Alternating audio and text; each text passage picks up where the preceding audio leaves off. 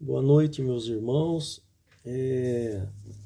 Hoje é dia 14 de maio de 2020. A gente vai falar rápido, porque o assunto é longo, mas a gente vai falar rápido a respeito do reino dos céus, uma introdução do que é o reino dos céus, o início do reino dos céus através do tribunal de Cristo. Reino dos céus não é o céu. E nós vamos falar das bodas do Cordeiro, que é o casamento de Jesus com a igreja. Tá certo? Então vamos lá. Então é o reino dos céus, as bodas do Cordeiro. Vamos começar com um texto em 2 Coríntios 5:10. É importante a gente notar que esse texto é escrito para a igreja, é destinado à igreja, aos salvos pela graça, e não ao mundo. Essa palavra foi dirigida aos que creem no Senhor Jesus, aos que já se renderam aos pés do Senhor Jesus. Não foi escrito para o mundo, para quem está no mundo, mas para quem vive e para quem está debaixo da graça do Senhor Jesus. Olha só. Porque importa que todos nós compareçamos perante o tribunal de Cristo, para que cada um receba segundo o bem ou o mal que tiver feito por meio do corpo. Olha, aproveitar aqui, já vou ler em Apocalipse 22:12, a última página do Apocalipse. E eis que venho sem demora. Quem que vem sem demora? Jesus Cristo, na segunda vinda dele. Eis que venho sem demora, e comigo está o galardão que tenho para distribuir a cada um segundo as suas obras. Eu sou o Alfa e o Ômega. Veja bem, então aqui Jesus fala, eis que venho sem demora e comigo está o galardão. O galardão é a recompensa. E em que momento que o galardão será distribuído? Ele será distribuído após o tribunal de Cristo. O tribunal de Cristo é um tribunal que é feito para julgar a igreja.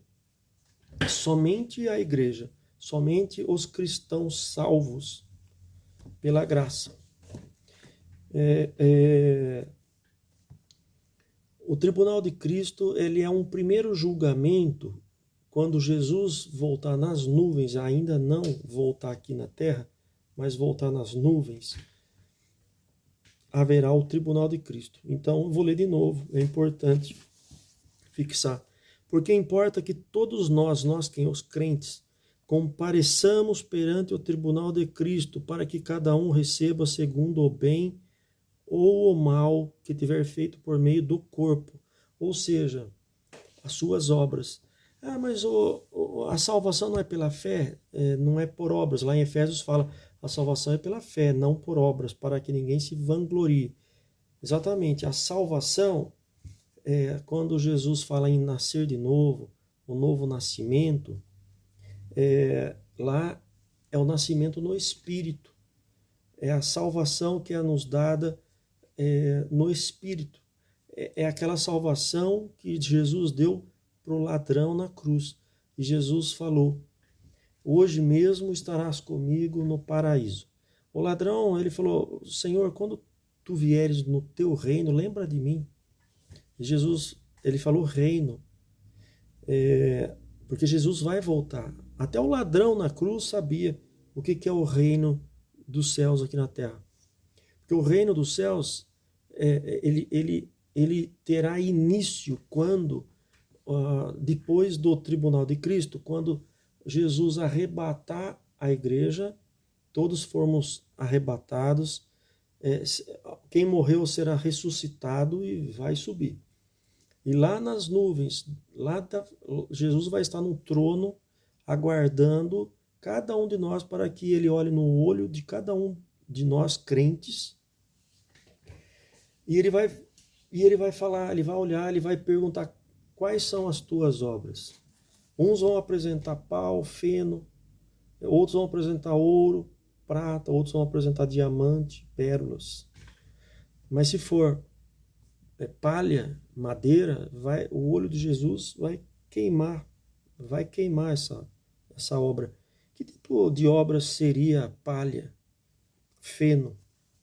Bom, tem muita gente que pensa assim: eu sou honesto, eu vou na igreja, eu leio a Bíblia, eu não traio minha esposa, eu não furto ninguém, eu não cometo injustiça com ninguém. Ele acha que isso daí é uma boa obra.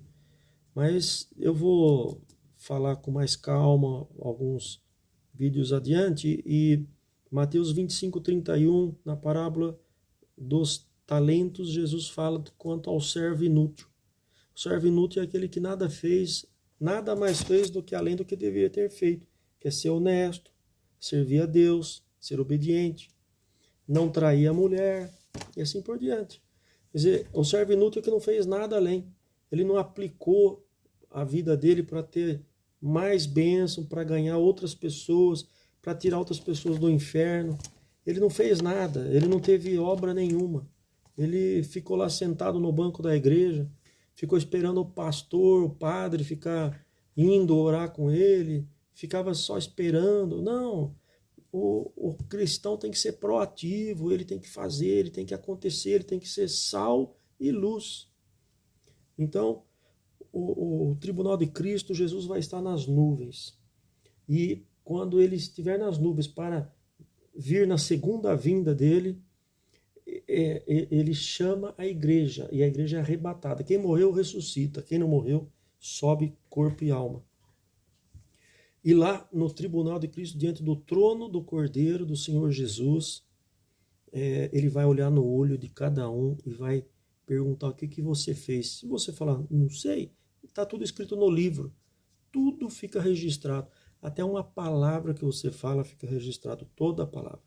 Então, inclusive eu li Apocalipse aqui, né, que ele vai distribuir o galardão. Quando?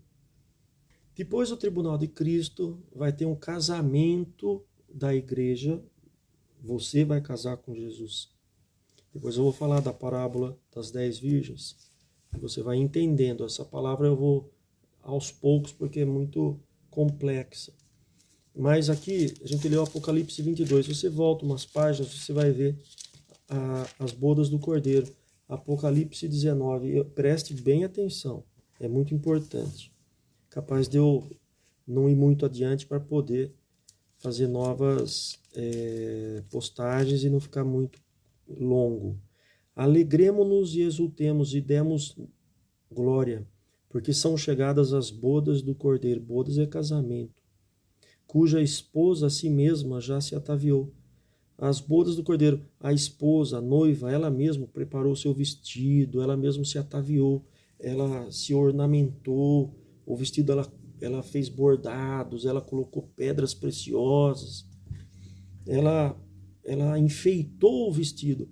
Enfeitar o vestido na vida cristã significa ter boas obras, gerar frutos.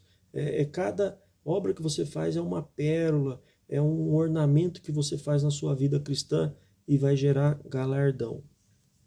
Então, a esposa a si mesma se ataviou, porque não é obra de Deus ataviar você. É você que vai ataviar a sua vida. Não é Deus que vai fazer na sua vida para que você dê obras. Não. É você que vai fazer obras. Por isso que aqui fala que ela mesmo se ataviou. Pois lhe foi dado de vestir-se de linho finíssimo, resplandecente e puro. Ela chegou lá, assim como as 10 virgens, vestidas de branco, noivas, todas estavam de branco, porque elas eram noivas lavadas no sangue do Cordeiro. Então todas as noivas, eu vou explicar depois, as noivas, elas são vestidas de branco. E nesse caso, o vestido branco significa que o Senhor Jesus limpou o seu pecado. Você tem pecado, mas ele limpou diante de Deus Pai, seus pecados estão perdoados. Então, o vestido branco é a graça do Senhor. Mas o vestido de linho, finíssimo, resplandecente, ataviado, cheio de pérolas, cheio de bordados, ataviado, isso daí, olha só o que ele fala, porque o linho finíssimo são os atos de justiça dos santos. Esse linho finíssimo ataviado são os atos de justiça dos santos. Portanto, meus queridos irmãos, para entrar no reino, para entrar no casamento do Senhor Jesus, não basta você ser salvo pela graça, você crer no Senhor Jesus. Você precisa ter obras. Senão não entra no casamento. Porque as 10 virgens, 5 estavam imprudentes. Elas não entraram, elas bateram na porta. Deixa a gente entrar. Jesus falou, não te conheço. Mas nós fizemos milagres, nós fizemos curas, nós expulsamos demônios. E Jesus vai falar, não te conheço. Essa mesma palavra, Jesus dá lá em Mateus, no Sermão do Monte. Ele fala a mesma palavra lá. É uma palavra para cristão, para crente, não é para o mundo, não. Então, as bodas do Cordeiro, quem entra? Quem tem vestido ataviado, a noiva que atavia o seu linho, o seu vestido de linho finíssimo, que são as obras de justiça dos santos. Ser santo é porque foi salvo pela graça, mas para entrar no reino tem que ter obra. Tem muito texto, muito para mostrar isso, mas eu vou mostrar para vocês em Mateus capítulo 20. Em Mateus capítulo 20, tá cheio aqui de texto, mas eu vou ler Mateus 20. Tinham dois, a mãe, olha só, que é Mateus 20. Então se chegou a ele uma mulher de Zebedeu com seus filhos, e adorando, né, a Jesus, pediu-lhe um favor. Perguntou Jesus, né, o que queres? Ela respondeu, manda que no teu reino, que é futuro, quando Jesus voltar, quando ele voltar, depois do casamento dele, vão ter 1000 anos na terra. E Jesus volta e ele vai reinar por 1000 anos na terra. Esse é o reino dos céus aqui na terra. É o reino, é o milênio. E quem que vai reinar com Cristo? Os crentes vencedores. Quem merecer. Aí que é o galardão. Ele vai distribuir o galardão para quem merecer. Não é todo mundo que vai ter galardão, não. Então ele fala, manda que no teu reino estes meus 2 filhos se assentem, um à tua direita e outro à tua esquerda. Mas Jesus respondeu, você não sabe o que você está pedindo. Podem você, por acaso, beber o cálice que eu vou beber? Respondeu, podemos. Jesus falou, bom, disse, né, bebereis do meu cálice, mas ao assentar à minha direita, à minha esquerda, não me compete concedê-lo. É, porém, para aqueles a quem está preparado por meu Pai. Sabe o que acontece? Ele falou, olha, não pertence a mim falar se você vai sentar na minha direita, na minha esquerda, mas isso daí é por merecimento, sabe? Quem merecer, quem será que vai merecer sentar à direita e à esquerda do Senhor? Poxa, é só por merecimento, não é qualquer um, não. Vou dar um exemplo aqui. A salvação pela graça, ela não depende das suas obras, ela depende da sua fé. E agora, para entrar no reino dos céus, no reino de Deus, no reino milenar, reinar com Cristo, quando ele voltar na terra e ele for reinar, e você reinar junto com ele, aí vai depender da sua vida cristã. Como que você tem vivido? Você tem vivido relaxadamente? Eu creio em Jesus, não sei o quê, leva tudo nas coxas, não faz nada, não tem obra nenhuma. Que obra? A obra é ganhar pessoas para Jesus, é orar, vigiar, expulsar os demônios, curar os enfermos, é ganhar as pessoas, é tirar as pessoas do inferno e trazer para a luz, é ser sal e luz, é ser um servo prudente, é um servo útil, é ser uma noiva prudente, sabe? Isso que você tem que ser, que eu tenho que ser. Eu tenho que ser um servo útil, eu tenho que fazer além do que me pede. Eu tenho que ser uma noiva prudente, esperar o meu noivo com zelo, com prudência, sem relaxo. Aqui em Mateus 20, tem a parábola dos trabalhadores numa vinha. Eu vou resumir. Bom, vamos ler rápido. Porque o reino dos céus, olha, reino dos céus, tá? Aqui não é o paraíso. Paraíso, o ladrão creu e foi para o paraíso, mas o reino dos céus não é. Não é igual ao paraíso. O paraíso é a vida futura, eterna. O reino dos céus, a gente vai viver depois de volta aqui na terra. E o reino dos céus é semelhante a um dono de casa que saiu de madrugada para assalariar trabalhadores para a sua vinha. Ou seja, um dono de uma plantação de uvas saiu de madrugada para poder pagar os empregados dele. E tendo ajustado com os trabalhadores 1 denário por dia, mandou-os para a vinha. Ele falou, olha, vocês trabalham um dia e eu pago 1 denário, tá bom? Saindo pela terceira hora seria 3 horas da manhã, viu na praça outros que estavam desocupados. Terceira hora é 9 horas da manhã, na verdade. Porque a primeira hora é 6 horas da manhã, a terceira hora, 6, 7, 8, 9 horas da manhã. Então, às 9 horas da manhã, ele foi na praça e ele viu outras pessoas desocupadas lá. E ele falou, ide vós também para a vinha, e vos darei o que for justo. Ele falou, vai trabalhar. Eles estavam atrasados, outros chegaram às 7 da manhã, às 6 da manhã, esse daqui era 9 da manhã, e Jesus falou, vai trabalhar lá na minha plantação, tem que colher lá. Eles foram. Tendo saído outra vez perto da hora sexta já seria meio-dia.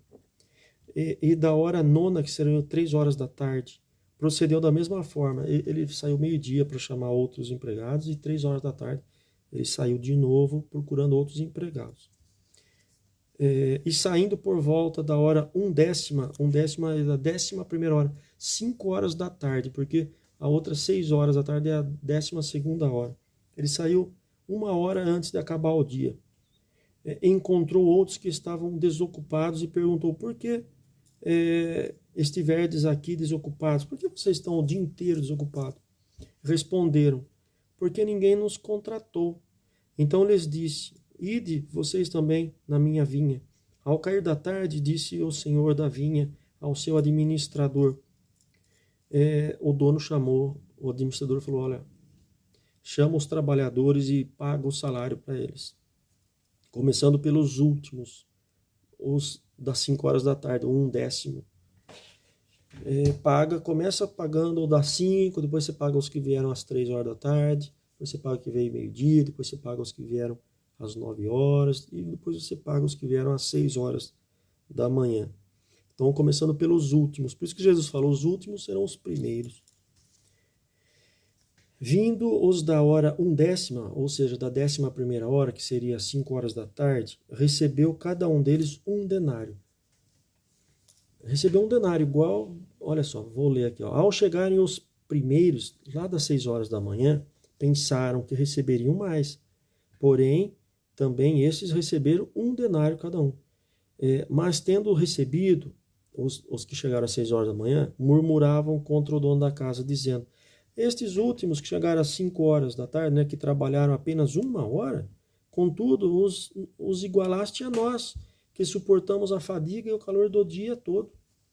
Mas o proprietário, que é Jesus, né, respondeu e disse a um deles, amigo, não te faço injustiça. Não combinei que te daria 1 denário?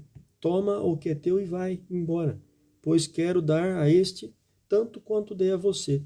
Porventura, eu não posso querer fazer o que quero com o que é meu? Ou são maus os teus olhos porque eu sou bom? Bom, se eu sou bom e quero ajudar aquele lá, por que você está reclamando se eu combinei de dar 1 denário para você e eu dei? Agora eu dei 1 denário para ele que trabalhou 1 hora só.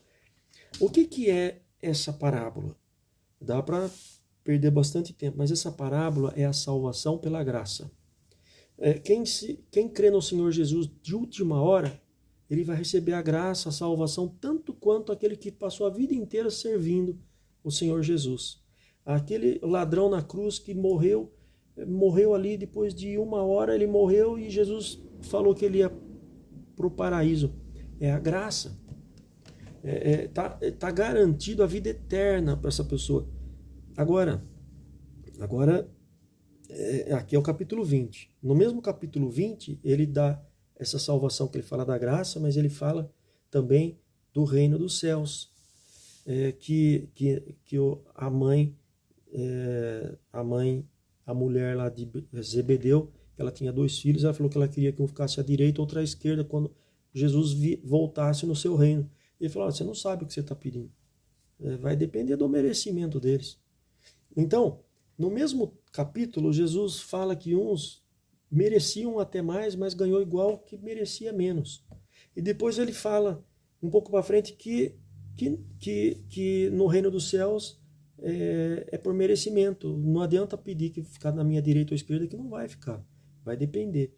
Então, um erro das igrejas, das teologias, que uns falam: eu sou salvo, eu sou sempre salvo. De fato, é sempre salvo, sim. Os calvinistas. Porque Jesus falou: o que o Pai me deu, nenhum se perderá. E não perde. Vai ser sempre salvo. No entanto, aqueles que não tiverem uma vida cristã digna e não merecer, não tiver obras, não receberá o galardão. E não vai entrar no reino milenar, que é o reino dos céus. E não vai receber o galardão, porque não tem merecimento. E nas bodas do Cordeiro, que é quando Jesus vem nas nuvens e nós seremos arrebatados,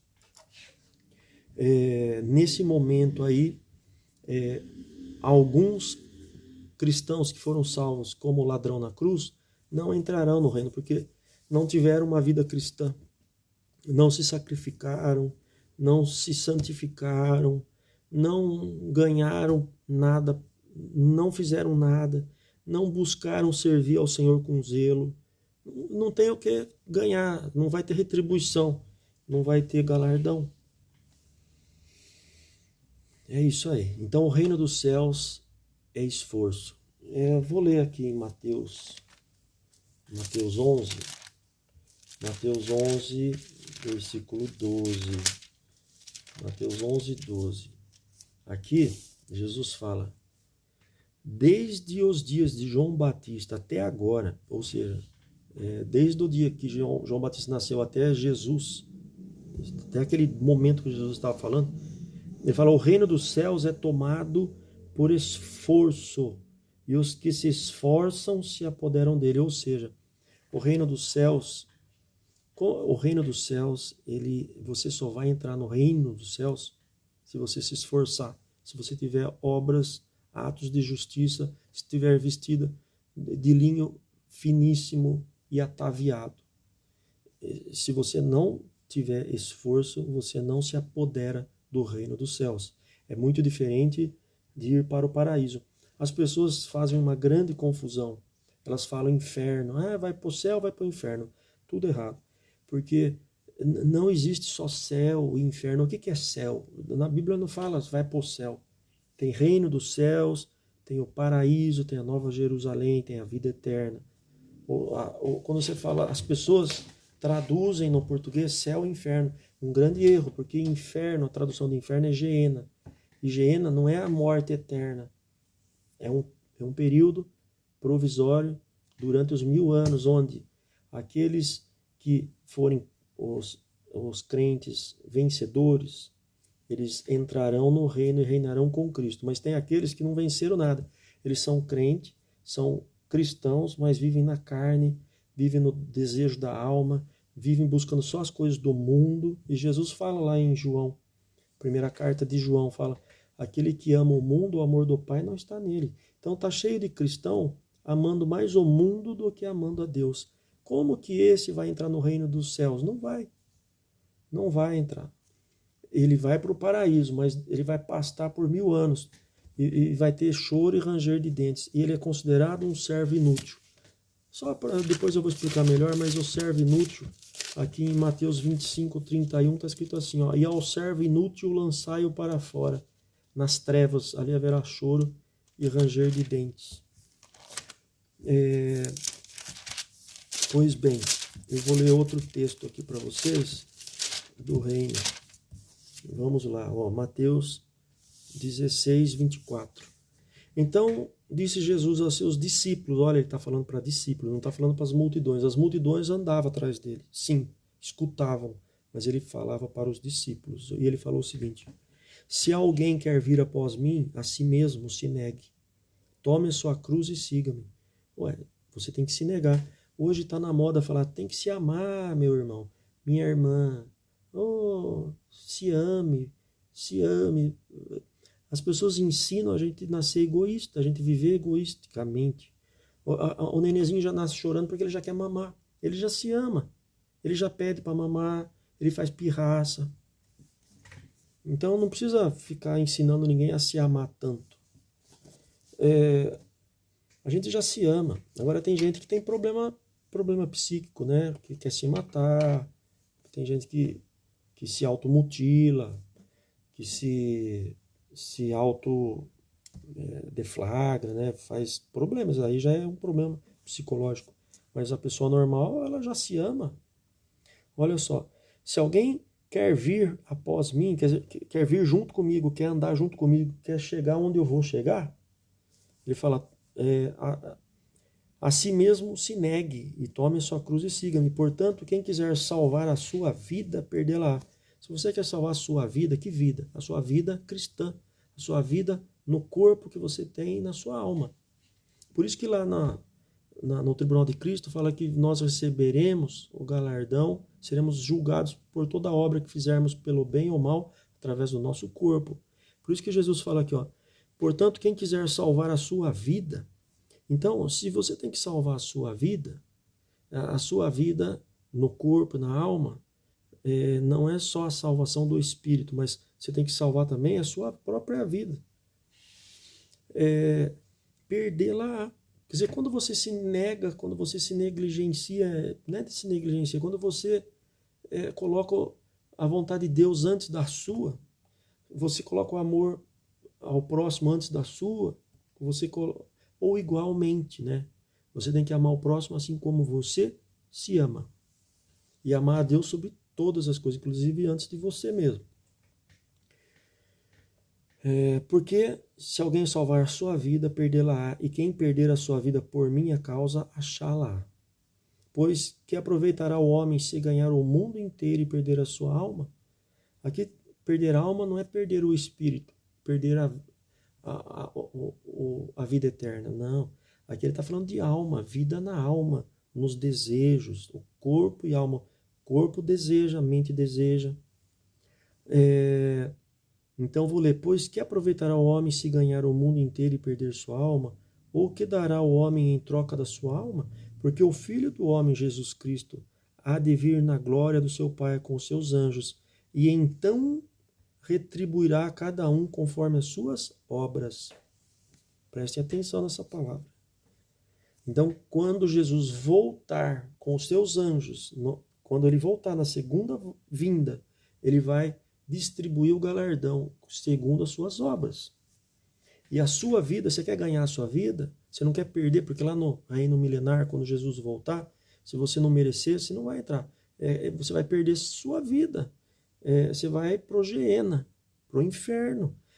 Eu vou falar um negócio aqui e amanhã vai dar confusão, mas eu vou falar porque é a palavra de Deus. O inferno foi feito para crente. A segunda morte, o lago de fogo, aí não. Aí é para os ímpios e para o diabo. Mas o inferno, que é um local provisório, momentâneo, mas que vai durar 1000 anos, é para o crente carnal, para o crente almático. A palavra está falando aqui. Então eu vou voltar aqui em Mateus 5, estou indo de trás para frente, né? Vocês viram, comecei no 25, 22, no 20, no 11, agora eu vou no 5.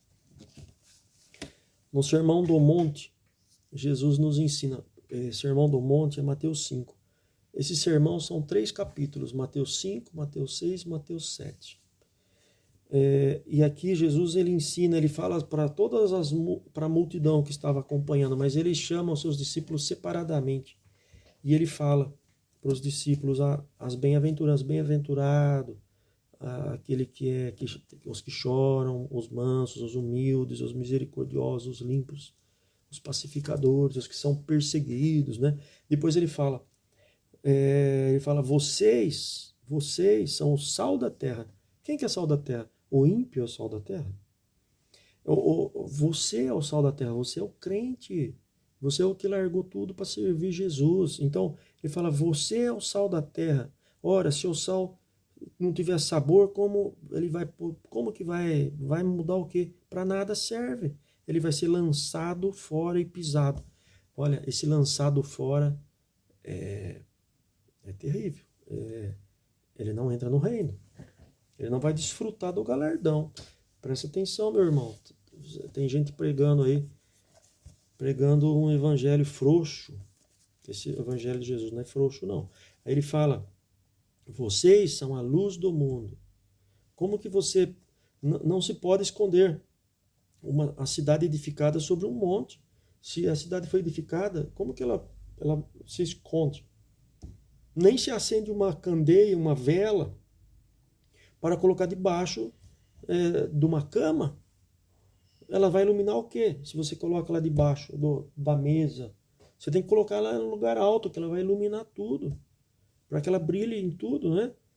Então, veja bem, essa palavra aqui do Sermão do Monte, ele está falando para crente, porque ele falou, você é sal e você é luz. Você tem que ter sabor, você tem que brilhar.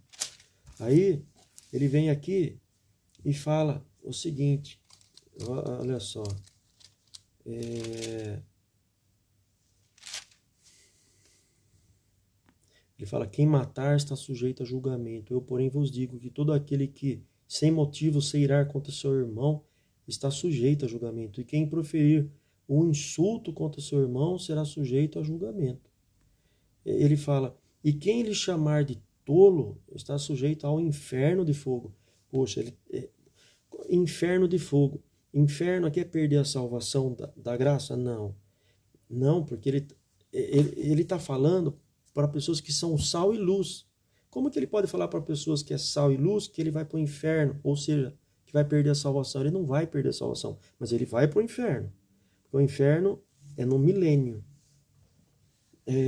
Depois ele fala, se, pois, ao trazeres ao altar a tua oferta e ali lembrares de que o teu irmão tem alguma coisa contra ti, deixa perante o altar a tua oferta e vai primeiro reconciliar com o teu irmão. E então volta e faz a oferta. Então, de acordo, sem demora com o teu adversário, entre em acordo com ele, resolve. Então estás com ele a caminho, para que o adversário não te entregue ao juiz, o juiz, ao oficial de justiça, e sejas recolhido na prisão. Em verdade te digo, não sairá dali enquanto não pagar o último centavo. Ou seja, o reino dos céus é justiça. Você recebe o que você merecer. Agora, quando você crê no Senhor Jesus só pela graça e um dia você vai para o paraíso, você vai sem merecer, porque Ele morreu na cruz por você. Mas aqui na terra, se você quiser galardão, a recompensa, reinar com Cristo, quando Jesus voltar e vai reinar por 1000 anos aqui, só quem merecer, só os vencedores. Aí ele fala do adultério. Presta atenção. Se o teu olho direito te faz tropeçar, arranca-o e lança-o de ti, pois te convém que se percam os dos teus membros e não seja todo o teu corpo lançado no inferno. Mas olha, eu porém vos digo, olha, ouvindo o que foi dito, não adulterarás. Eu porém vos digo, qualquer que olhar para uma mulher com intenção impura no coração, já adulterou com ela. Ele fala, se o teu olho direito te faz tropeçar, arranca. É melhor você entrar com o olho esquerdo só no céu, no reino dos céus. Olha, não é céu, no reino dos céus. Do que o seu corpo inteiro ser lançado no inferno. Ou seja, enquanto alguém estiver reinando com Jesus, alguém vai estar no fogo. Ele fala várias coisas aqui. Então, meus amigos, né?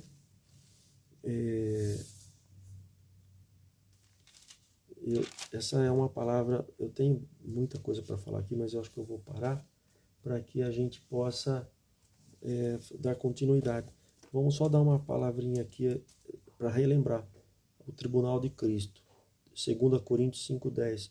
pois todos nós devemos comparecer, todos nós quem? Os crentes, os cristãos, aqueles que confessam o Senhor Jesus como o Senhor da vida deles. Pois todos nós devemos comparecer perante o tribunal de Cristo, para que cada um receba de acordo com as obras praticadas por meio do corpo, quer sejam boas, quer sejam más obras. Tá bom, meu irmão? Eu vou explicar mais, vou fazer outros vídeos, porque pode ser que você esteja ouvindo isso pela primeira vez, e muitos passam anos, 40 anos, 30 anos numa igreja ouvindo uma coisa. E outros passam 30, 40 anos numa outra igreja ouvindo outra coisa. E tanto uma coisa como a outra, elas estão erradas porque as duas coisas andam juntas. E uns falam na graça só de um lado e outros falam na vida cristã só do outro lado. Não, é graça e vida cristã andam juntas. Porque quem não andar, quem não tiver a graça do Senhor não vai ser salvo eternamente, não vai ter a vida eterna. E quem é salvo e não tem uma vida cristã digna, não vai reinar com Cristo nos 1000 anos, tá bom? Então é isso, um resumo aqui. E Deus te abençoe e que essa palavra seja inspiração e motivação para a sua vida cristã frutífera, tá? Um grande abraço, Deus te abençoe.